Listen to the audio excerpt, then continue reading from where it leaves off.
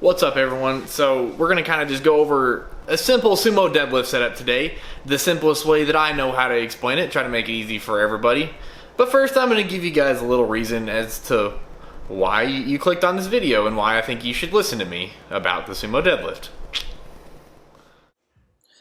Alright, so this is my first ever 900-pound deadlift at 206-pound body weight at the time, or 408 kilograms at about 93 kilo body weight. Boom.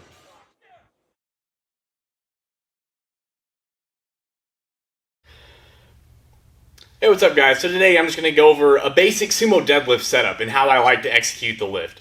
Now, this lift is a little bit more complicated than a conventional deadlift setup. However, I am going to use a lot of the same, cues and same setup points. So if you haven't seen my how to conventional deadlift, I'll link that below for you guys to go watch that one first. I do encourage you guys to watch that one first and learn how to do a good conventional deadlift before you move on to sumo. Just because I think that's just how it should be. That's obviously a whole nother argument on its own, but I think that's just how it should be. And again, like I do state in that video that I posted recently, I do like to make these things as simple as I can and really easy to understand. Because honestly, if you can't explain something simply, then you just don't understand it well enough. And I'm just going to go through that for you guys today. But before we go into the setup and all that, we are just going to need to loosen up our hips a little bit just so we can get set up right. But I'm not going to go through like a full mobility routine or anything like that. I'm just going to go over a couple of simple little stretches that I like to do before I sumo deadlift, just to, making sure I'm getting myself down into the right positions and able to open up these hips a little bit. So here we go. Let's go check out a couple of those real quick. Okay, so first and foremost, my favorite little thing to use to get my booty activated is going to be this little hip circle. Because obviously, if your glutes aren't activated, then you're not going to really accomplish a whole lot of anything with your deadlift. So I just shuffle like this back and forth. I'm just going an example. I mean, you can do this several times, go back and forth like this and then turn around and then walk front to back, as you see me do here. And just do that a couple times until you get those glutes burning pretty good and they feel ready to go.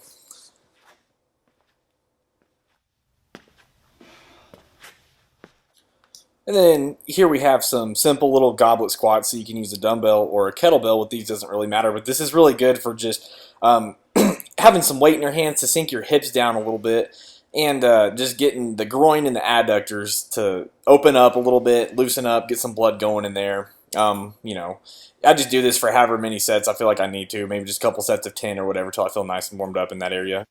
Okay, so please don't shun me for doing these. I know this is traditionally a kind of a CrossFit movement, but it's kind of the same idea here. Just getting some activation going in the adductors and the glutes, and then loosening up that groin a little bit, being able to sink my hips down a little bit more, and as well as getting a little bit of tightness relief from my hamstring. So I definitely like doing these. I think they're very useful. So this one is something new that I've kind of been doing, and I really like it. And if you have access to a little belt squat machine like this, I definitely recommend using it, because it does accomplish the same thing as the goblet squat and the kettlebell swing as far as what muscles were getting warmed up. But the way it pulls my hips down, it just feels much more even. It's very hard for me to shift to one side. It's really good about pulling me down evenly right where I need to go, because I do have problems with my hip shifting sometimes, and this helps me kind of correct that problem before I start deadlifting, which seems to be a huge benefit all around. Okay, and here's another little idea that you might try out. I just kind of put a band around the bottom of my leg right there, and it pulls my hips apart. So if you feel like you need to loosen up your hips just a little bit more, just do that. And one thing I want to point out with this exercise, as well as the other three, is that I do line up exactly where I have my feet whenever I deadlift, or pretty close. And then right here, you even see me pretending like I'm deadlifting and getting myself down into my deadlift position and just letting that pull my hips apart. And I do, switch legs. And it didn't really take very long for this to, become effective and kind of do what I needed to do. Okay, so now that we got all the mobility stuff taken care of and we're a little bit more warmed up, let's move on to the setup.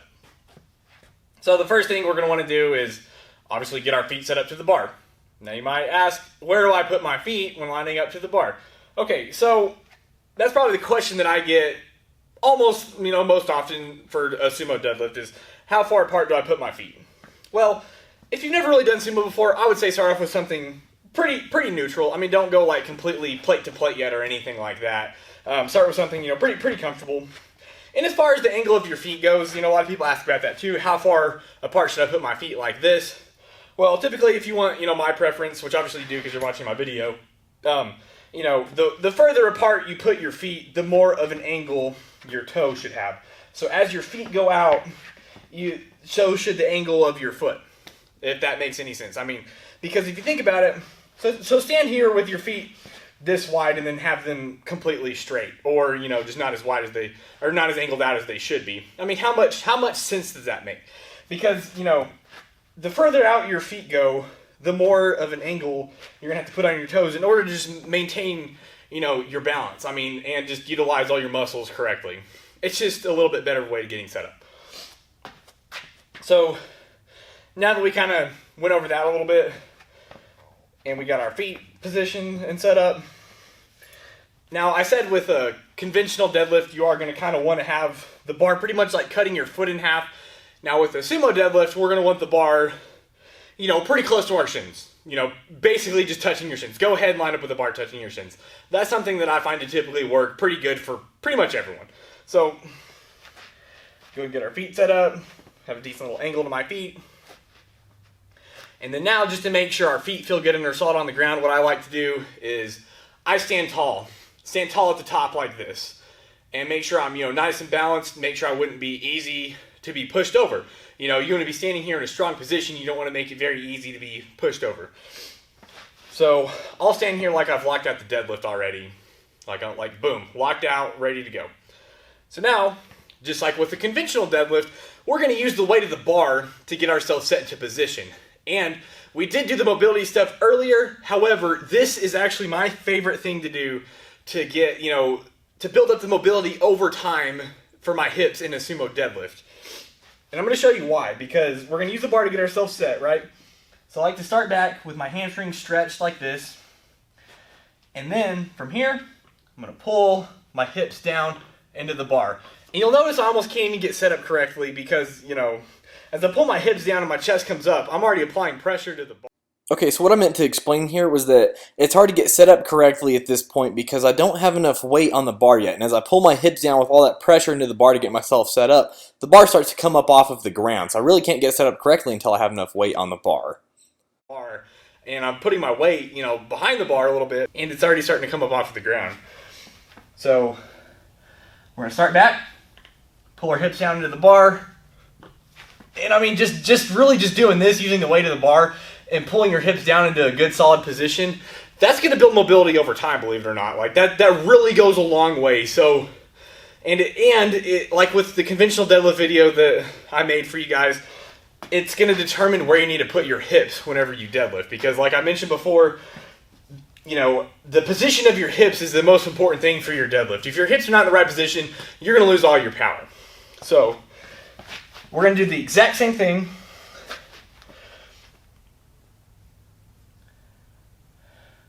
Pull our hips down. Boom.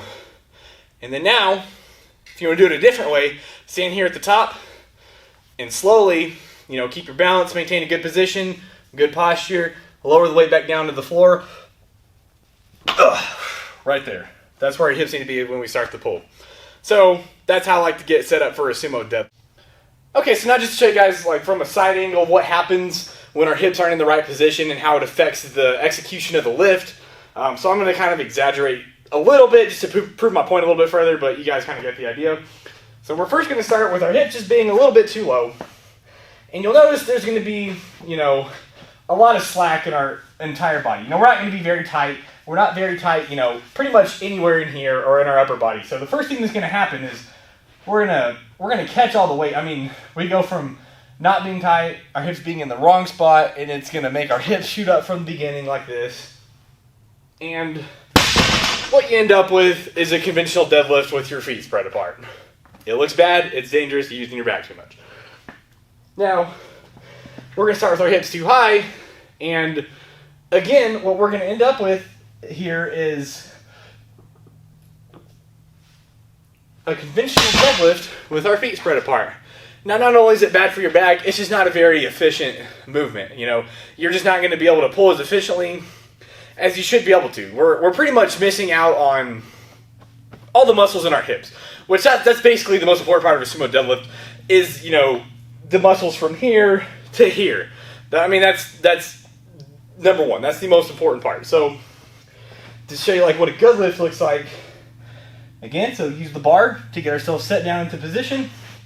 Get our hands set, feet set, Stretch our hamstrings back, feel all the muscles involved.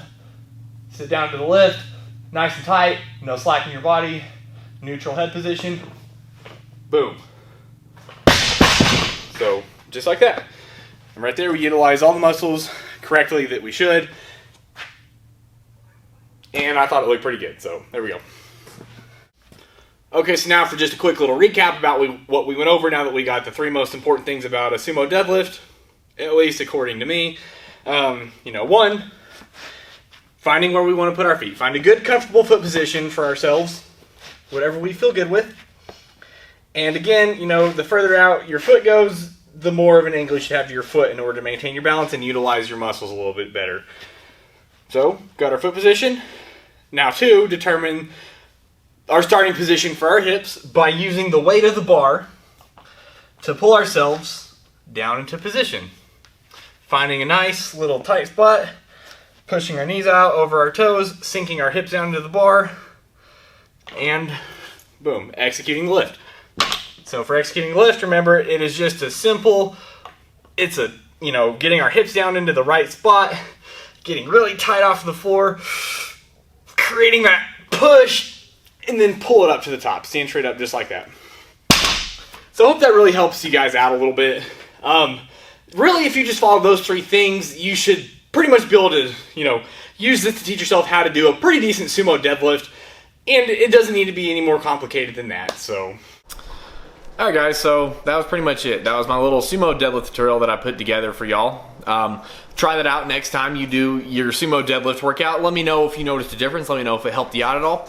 And again, I tried to make it as simple as I could. I left out things like, you notice I didn't necessarily explain like spreading the floor with your feet or, any of those other little things or like your torso should be at this angle depending on how you're built. You're looking for this exact degree. I didn't point out anything like that because I feel like it's just not important. I feel like following those 3 basic steps basically determines all of that for you without you really having to put that much thought into it. So really hope this helps you guys out a little bit. Let me know what you think down below. All right, thanks for watching. Bye.